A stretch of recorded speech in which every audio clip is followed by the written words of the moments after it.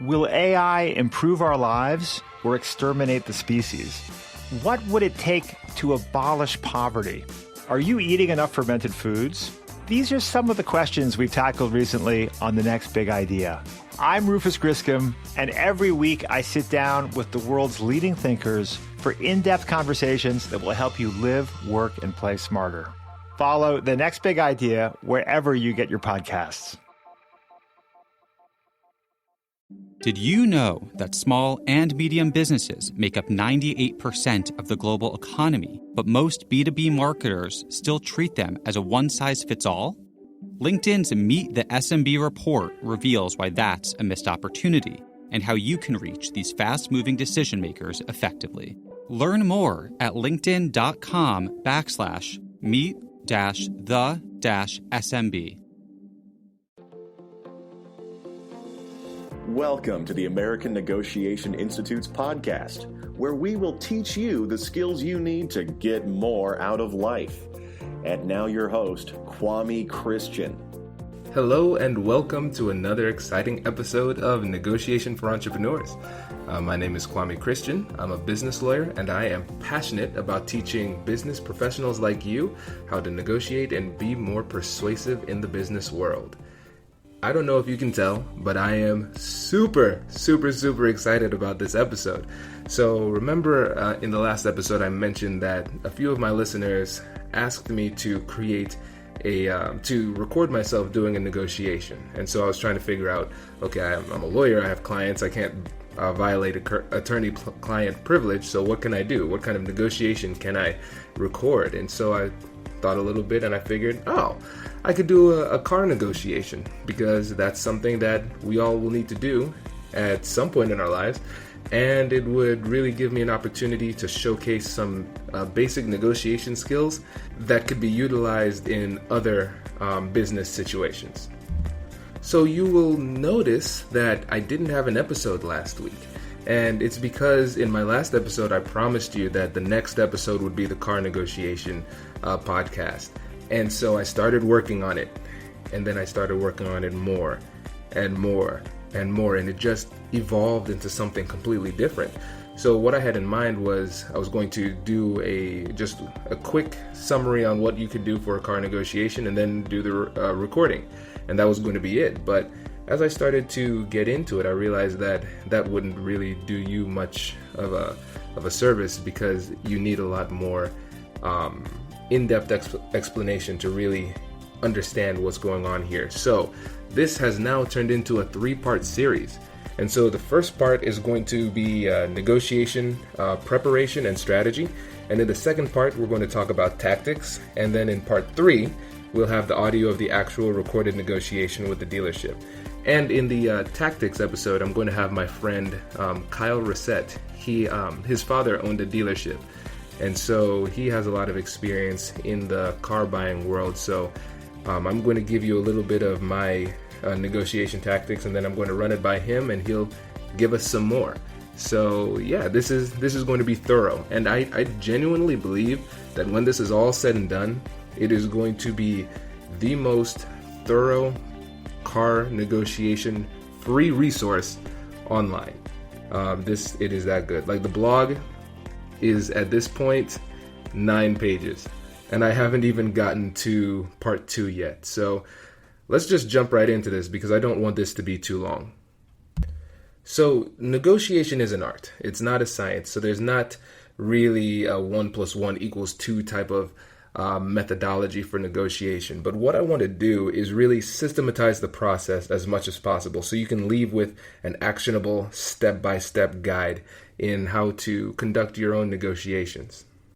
And with that, it is my pleasure to introduce our newest freebie. It is a car negotiation guide. So if you go to AmericanNegotiationInstitute.com/car, again, that's AmericanNegotiationInstitute.com/CAR, you will find a car negotiation guide, and it'll help you go through the strategy and preparation necessary to have a successful car negotiation. And like I said before, I just want to reiterate this point. Even if you're not buying a car, still listen, because this is not so much about how to negotiate for a car. It's more about how to understand negotiation with this medium of a car negotiation as the tool that we're using to learn. So don't focus too much on the fact that it's a car. Just think about the basic negotiation principles that we can extract from this experience. So like I said, part 1 will be negotiation preparation strategy. Part 2 will be tactics. And I want to say this too, because I know some people are going to be asking, what's the difference between strategy and tactics? So strategy deals with the preparation. That's the brainstorming portion and figuring out all of the actors and the context and understanding the entire negotiation scenario that we're dealing with. The tactics of the negotiation are comprised of your actual behavior at the negotiating table. So if you read this blog, you'll see a bunch of profound quotes spattered throughout the blog. And so those are actually my quotes. I made them up. I think they're pretty good, at least entertaining. So let's jump into a quote about negotiation success when it comes to preparation. Success is achieved before the day of competition through diligent preparation, comprehensive investigation, and strategy creation. And I really want to make this point clear that the preparation part of the negotiation is without a doubt the most important step in the process. And so when you think about it, I'm going to put my psychology nerd hat back on for a second.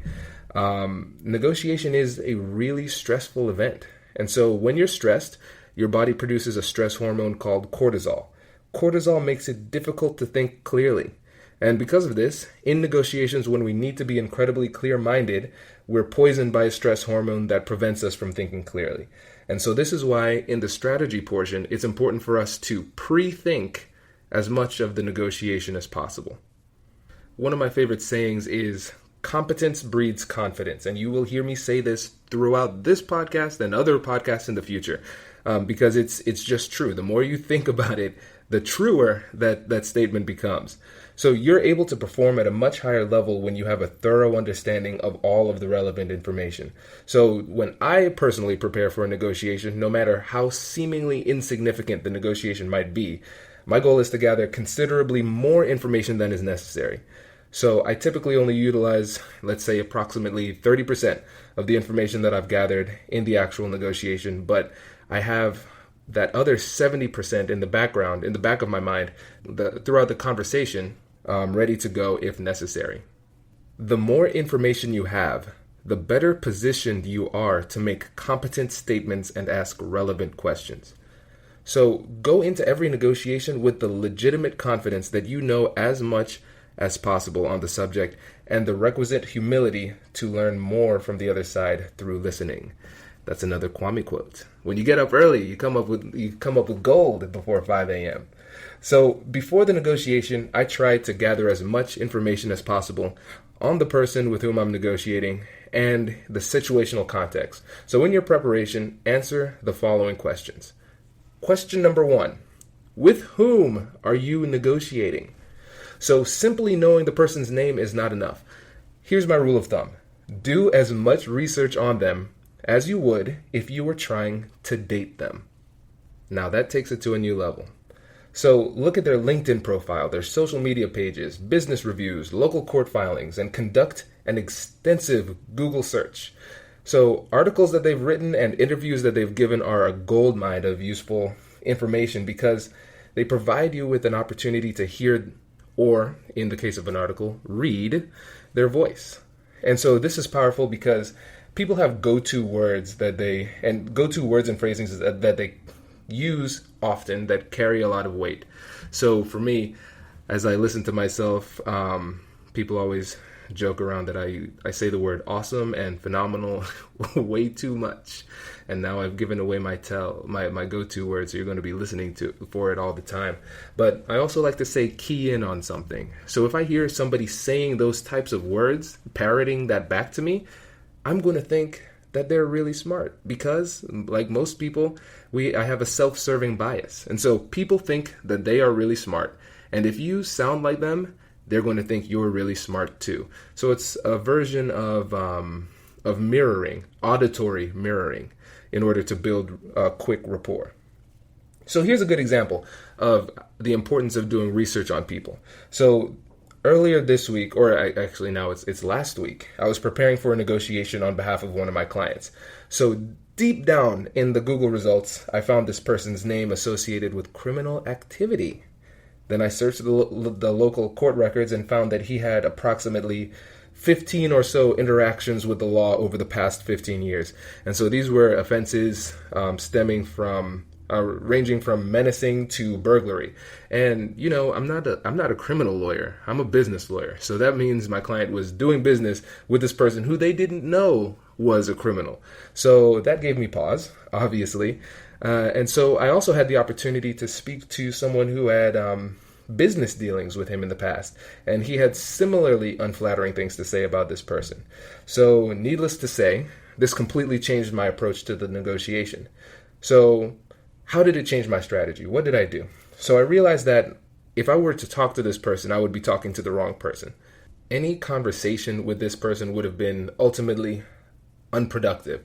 And so this is something I want to say, and it goes to the point that negotiation is an art, not a science. If it was a science, I could try and, pour the right amounts of persuasion in there to unlock the code for him. But some people are just unpersuadable, and you have to try your best.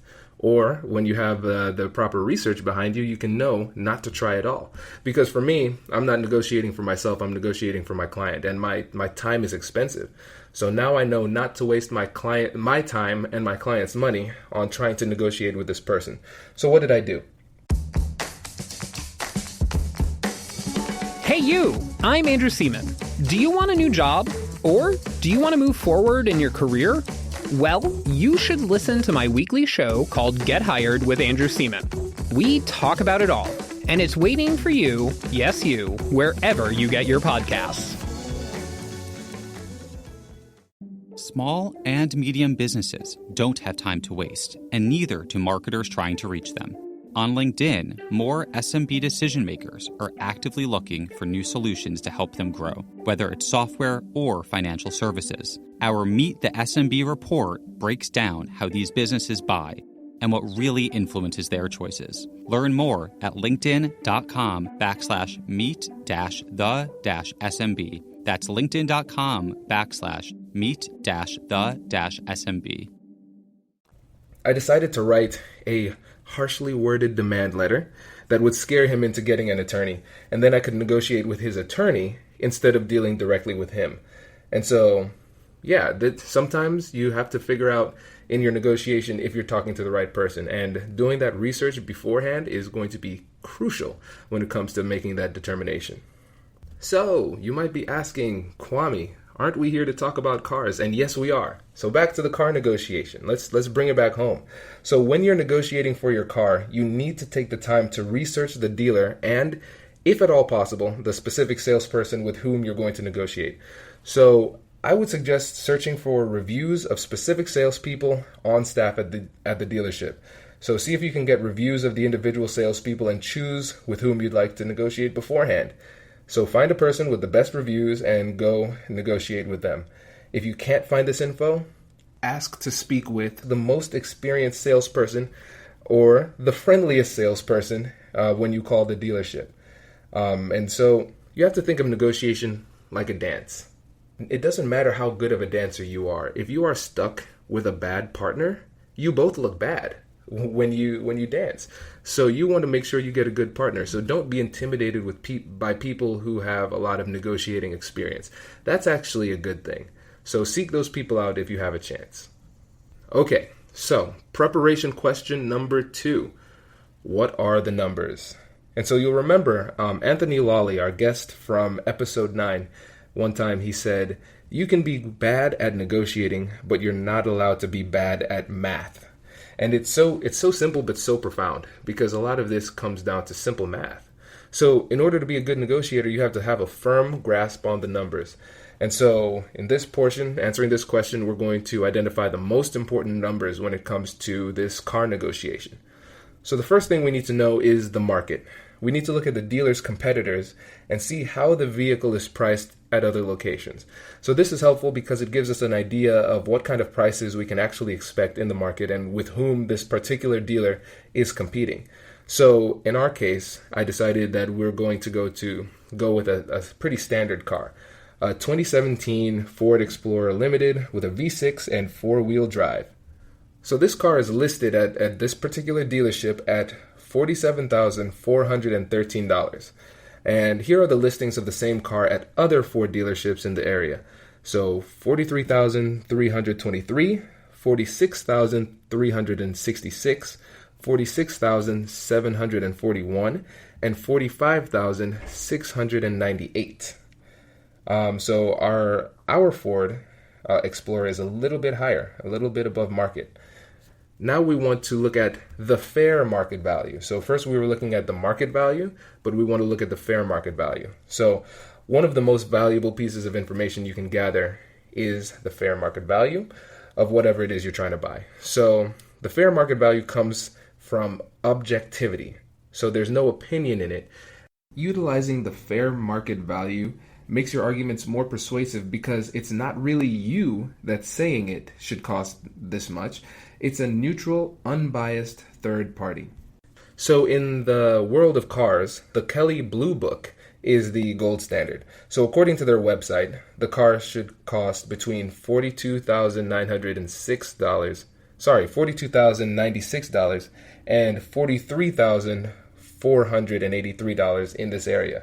So as you can see, the dealerships in the area have built in a little bit of fluff into their price because that's significantly lower, approximately $4,000 lower than the list price for this Ford Explorer here. So you'll remember in episode 4 of the podcast called The Secret Competitive Edge for Entrepreneurs, I encouraged you to always try to negotiate deals on purchases because when it comes to pricing, after you factor in labor and overhead and those type of things, to a certain extent, people just make up numbers. It's like, how much would I like my margin to be? I don't know, 17%? Let's go with that. And we just go with that as the buyer, but we don't need to. There's fluff that we can play with in these numbers. So when you have an understanding of the fair market value and the prices of local competitors, you can start to save yourself money by chipping away at this fluff. So the third thing we need to look at when we're talking about the numbers is trying to figure out the ultimate cost to the dealer. So understanding the actual cost of the dealer will help us get a better idea of how low the dealer is willing to go. So there are two key terms, see there's the word key again, that I want to bring to your attention here. The first one is the manufacturer's suggested retail price, better known as the MSRP. So according to the Kelley Blue Book, the MSRP is actually set by the manufacturer and means just what it implies, a suggested retail price. And by law, the price is required to be displayed on every vehicle sold in America. And so one of the most important skills of good negotiators is the ability to hone in on certain key words. Wow, I said it again. Okay, so the key word here is suggested. So dealers will try to get you to believe that the MSRP is the actual price that they paid for the car. And so they'll make it seem like dropping the price at or below the MSRP actually creates a situation where they lose money and they're doing you such a big favor because you're just that special to them. But do not be fooled. This is not the case. So with that in mind, how do we actually estimate the price at which the dealer bought the car and their real margins? In order to do this, we need to find the invoice price. So again, according to Kelley Blue Book, the invoice price is the dealer's cost for the vehicle, and it doesn't include any of the dealer's costs for advertising, selling, preparing, displaying, or financing the vehicle. So for obvious reasons, this is an invaluable piece of information. But there's a lot more to the number story than this. Even if we can figure out what the exact price that the dealer paid for this car, the invoice price, there's still more numbers that we need to know.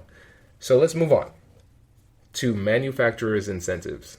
And let me tell you this too, I didn't know most of this stuff before really getting into this specific podcast episode. So that's why one of the main reasons I'm so excited about this is because I'm learning alongside of you. And so I was taking this negotiation scenario of the car negotiation scenario and running it through my typical negotiation analysis, and it just caused me to ask more and more and more questions, which forced me to do more and more and more research. And that's why this podcast, this little mini series on the car negotiation has expanded to what it is right now. But I think it provides a really good example of what a negotiator should do before each of their negotiations. This is the type of in-depth research that I would typically do before my personal negotiations or my negotiations for clients, or on the consulting side for the American Negotiation Institute, the types of analyses I go through with my clients on that end too. It is painstakingly precise, but it pays dividends in the end.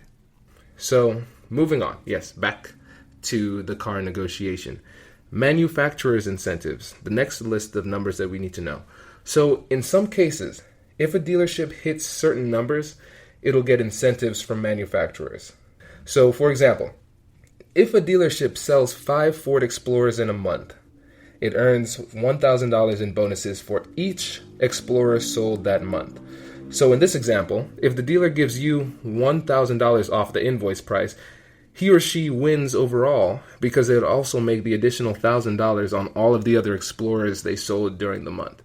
And so that's just an example of what it could look like. I don't know the exact numbers per dealership, obviously, but just know that even if a dealer ultimately, it looks like they lose on the car, if they sell it for a loss, if it hits certain numbers, if it reaches certain sales quotas for them, the dealership could ultimately still win.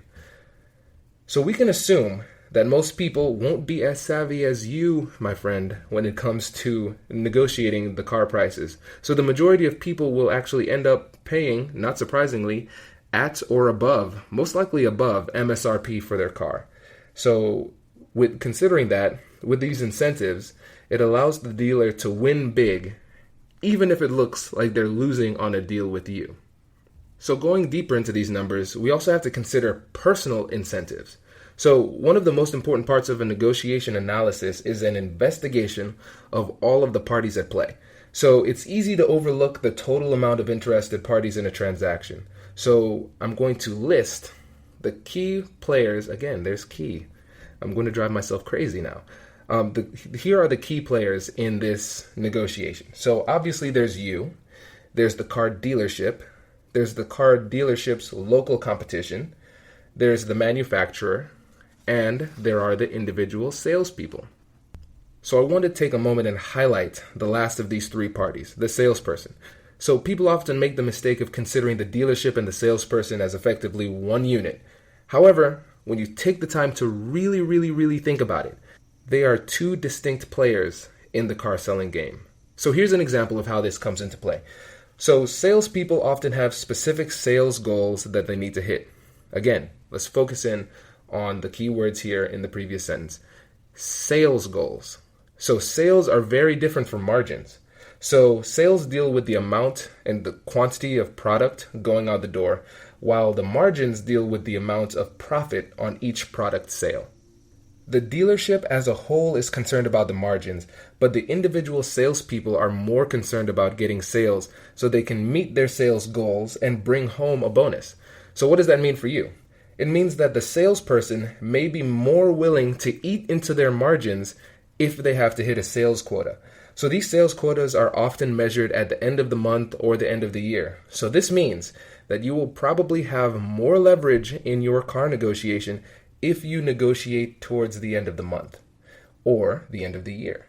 And so this is a really important point here, because it makes you realize that leverage is relative. So simply by waiting for a better time, you'll have more leverage in a negotiation. So you always need to take the time to analyze who has the leverage and why, and see what kind of things you can do to shift the leverage in your favor to gain an advantage in the negotiation. And now here's the last number that you need to consider. So there is interest paid by the dealership. So here's a fun fact. Dealerships don't typically own the cars that they're selling you. The car that you buy is most likely owned by a bank or a financing company. So why is that? So dealerships actually buy cars in a similar fashion to you and me. So they use loans. So when a car is sold, the dealer uses those funds to pay off the loan. So as with any loan, the dealerships have to pay interest on these loans. So the longer the car is on the lot, the higher the interest payments. And so these interest payments could be approximately $300 per month. It varies obviously depending on the car, but let's say for the sake of example, between $150 and $300 per month. So dealers typically want to sell the car within 45 days. That's their sweet spot. The longer the car sits on the lot, the more pain the dealer feels. And in order to alleviate that pain, they need to sell the car. And so that's when you come in. So if a car hasn't been sold close to the 3-month mark, the dealer is going to get a little bit antsy. So not only are her interest payments going to be higher, the car is also taking up valuable lot space that could be used to sell more cars. So, not surprisingly, the length of the time the car spends on the lot is not well advertised. They don't want you to know that number. So, how do we figure this out? So there are 2 easy ways. You can, 1, check the paperwork. So if you go to the dealership and look at the dates on the car's paperwork, you can reasonably assume that the car arrived on the lot around that time. So look for the dates if you go to the dealership in person, look at the dates to see when the car arrived. And then you can also check the Carfax report. So this report shows when the car was listed for sales. A lot of dealerships will give this to you for free. If not, you can pay, I think, $40 or so to get it online. Did I do that? No, because I want to keep my $40, and because I think it gives me an opportunity to teach you another skill. In any negotiation, there's going to be some information that you or the other party doesn't want to share. And so your goal is to formulate questions that can get to those answers creatively. So in this recorded negotiation, I'm going to try and come up with some questions that can get the dealer to share that information with me, even though it is against his or her best interest. So it'll be kind of like a game. And we'll go over this a little bit more when it comes to tactics in the next episode. And now we come to my favorite part of negotiations, figuring out the questions that you want to ask. So in this stage of negotiation preparation, you want to ask yourself this question: what don't I know, and what do I want to know? So here's another Kwame quote for you: the best negotiators ask the best questions. So let me ask you a question. Would you rather have your foot on the gas or brake pedal, or would you rather have your hand on the steering wheel? Since we're talking about cars, let's stick with a car metaphor here. So for me, I'll give you some time. Okay, I'm so excited. I love this part. So for me, I'd rather have my hand on the steering wheel. So why is that? I'd rather have my hand on the steering wheel because that means I'm controlling where the car is going, while the other person can determine the speed. So how do we put our hands in the proverbial steering wheel in a negotiation? We do this by asking questions. So in my opinion, the most powerful tool in negotiations is the open-ended question, or its cousin, the open-ended statement. So an open-ended question is a question that starts with who, what, where, when, why, or how. So these questions are powerful because their responses require elaboration. Open-ended statements operate in the same way, but they don't end in question marks. So an example would be, tell me more about X, something like that. So it's understood that it is it's meant to get information from them, even though it doesn't end in a question mark. So the beauty of open-ended questions and open-ended statements is the fact that you will be able to learn significantly more from these responses than you would from the abbreviated responses you would get from closed-ended questions. So how do we figure out what we need to ask? You need to do a review of all of the information you currently know and identify your gaps in knowledge. And that's where you're going to need to ask your questions. Now let's talk about closed-ended questions. So closed-ended questions can be answered with a simple yes or no. So those kinds of questions are ineffective when it comes to getting substantial information because, like I said before, the responses are very abbreviated. However, there are 3 instances where closed-ended questions will have value. So the first instance when you could use a closed-ended question. Closed-ended questions are useful as a lie detector test. So to do this, you ask a question to which you already know the answer. This gives you an opportunity to see if the person is going to be truthful. This is handy if you're trying to determine whether or not you can trust somebody.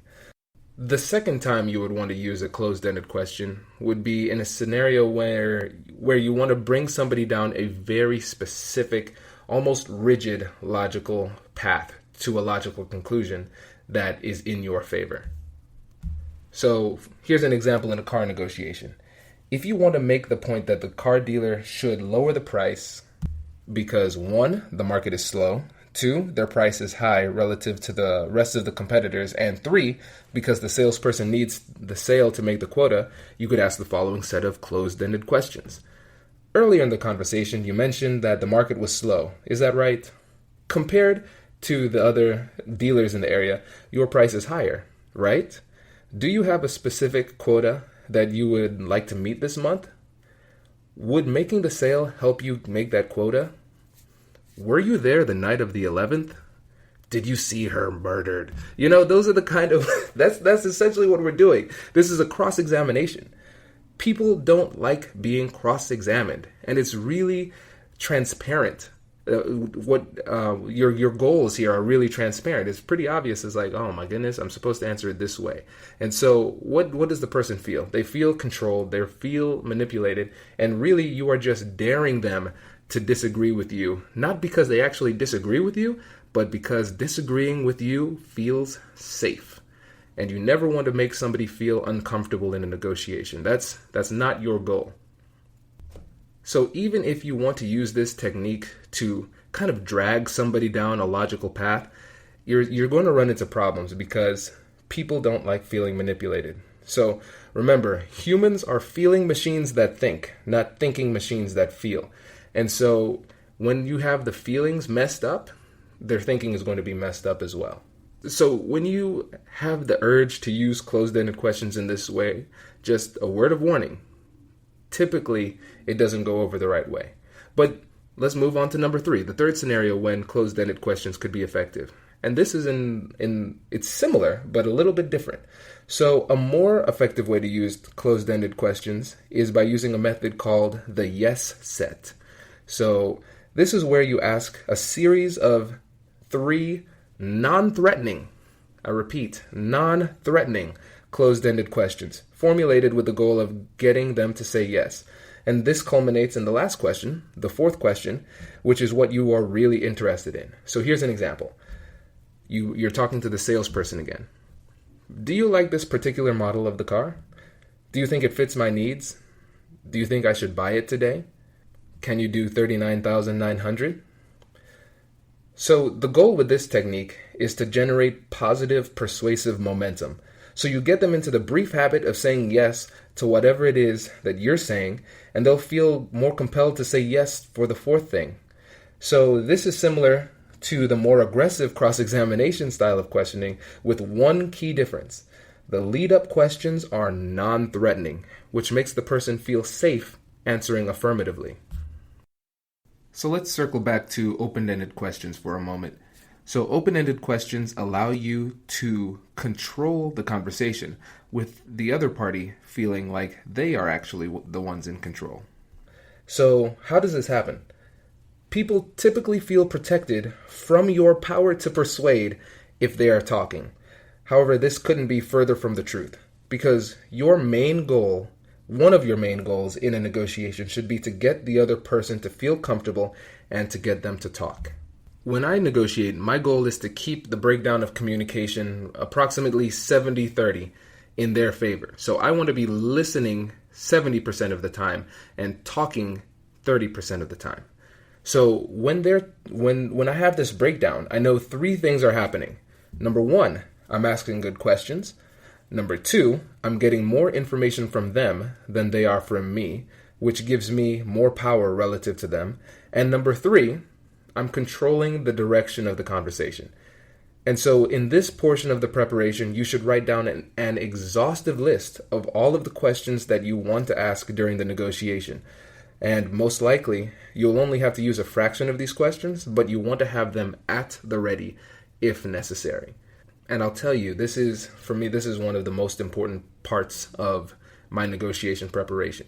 If I do nothing else in my entire negotiation analysis, I will do this because it gives me the control that I like. And one last note on asking great questions. The gap between a deal and no deal, and the gap between establishing rapport and not establishing rapport is the same. And that gap is trust. In that gap is trust. And so your goal is to try and create as much trust as possible.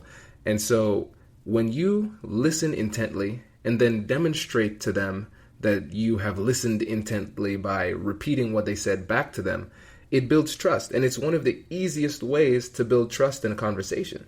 And so when you learn these types of communication skills, you can't help but have some of it spill into your everyday life. So when I'm networking or meeting new people, I utilize these listening skills, not because I'm trying to persuade them or anything, but now this is just how I communicate. And I can't tell you how many times people have had a conversation with me and I've heard, oh, I can't believe I told you that, or I've never told anybody this before, or between you and me, this is my uber secret business idea for next year. Don't tell anybody.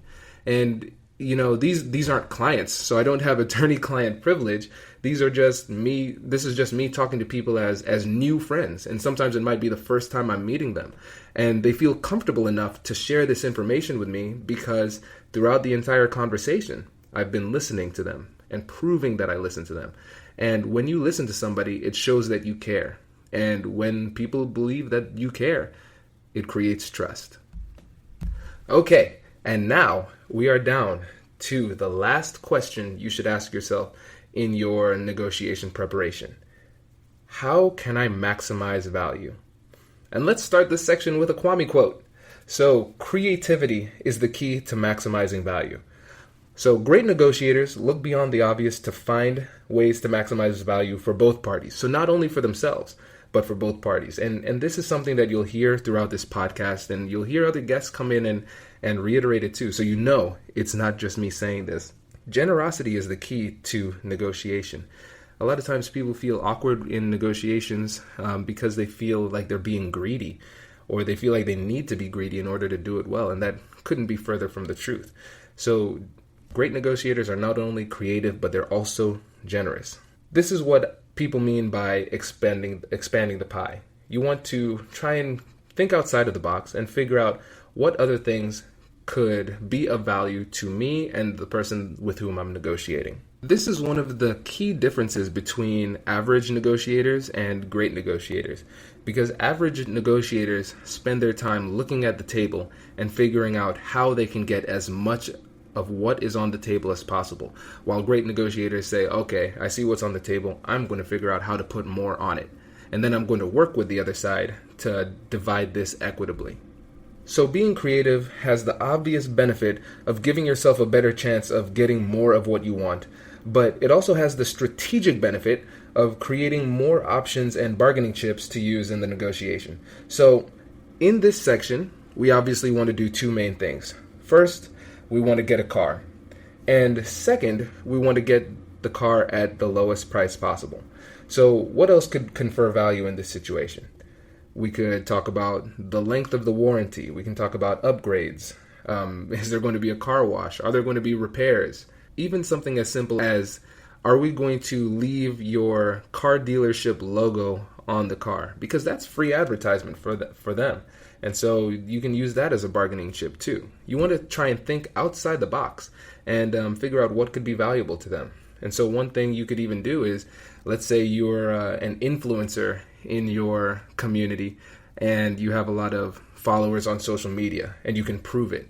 So maybe you say, hey, after we culminate this in a deal, we could take a selfie together and I post it to my friends and say, hey, I'm going to come to John Doe's car dealership every time now because I know he'll treat me fairly. And that's organic marketing that is invaluable for the dealership. And maybe they'd be willing to knock something off for that free advertising. So just try and think outside the box and figure out what you can do to be of value to the other person and what things are of value to you.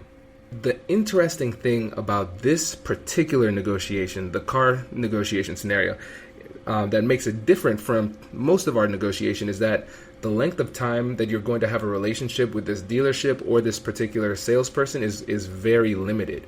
And so you always want to consider the status of the relationship and how long-term the relationship is. So in a typical negotiation, you don't want to try and get everything that you want. And you might say, oh my gosh, that is so counterintuitive. And it is, because you think the goal of negotiation obviously is to get as much as possible. And it is to a certain extent. But think about it from their perspective. Let's say you're negotiating with me, and last time we negotiated, I took everything that I could. And now what is your mindset? It's like, oh man, here comes that Kwame kid. He's going to take all my stuff and then come back for more. The relationship is fractured. And I can even think of one time I had one of my friends who does computer repair, and he quoted me a price that was well below market. And I paid him more than what he asked for. And why is that? Because there's value in the relationship. Not so much in this case. So in this case, you kind of want to try and get as much as possible. And so this is one of those few scenarios where I'm like, hey, go out and get it all. And that's rare, but you have to always consider the relationship. This relationship, I'm not going to say it doesn't matter, but it will not matter in the future. So always treat people with respect and whatnot, but don't be afraid in a car sale negotiation to get as much as you can. So, all right. So we are at the end now. So these are my final thoughts. Because I'm at the end of my notes and because my voice hurts because I've been talking for about 40 minutes straight. So if you get nothing else from this entire car negotiation series, please get this. Preparation is undoubtedly the most important part of any negotiation. And if you take the time to prepare yourself, you'll have the upper hand in the negotiation. And the beautiful thing about this is that preparation is a choice. You have complete control of your ability to prepare. So either you take the time to do it or you don't. The ball's in your court. So people are often concerned about whether or not the other side will treat them fairly in a negotiation. And in my opinion, whether or not somebody treats you fairly depends completely on you. So how is that? In negotiations, people will only attempt to take advantage of you if they believe that they can successfully take advantage of you. So when you come to the negotiation fully prepared and you can demonstrate to the other side that you did their research, they won't even try to take advantage of you because they know that they can't. And that, my friends, is powerful. So I hope you enjoyed this as much as me. I don't know if you could tell. I was super geeked about this. I actually did this whole recording standing. I have so much energy about this. So yeah, I'm glad you. Thank you to the people who asked me to do this, because this was a fun project and it continues. And I'm really excited to see where this goes. And honestly, I'm feeling a little bit of pressure here because now I need to perform in front of all of you.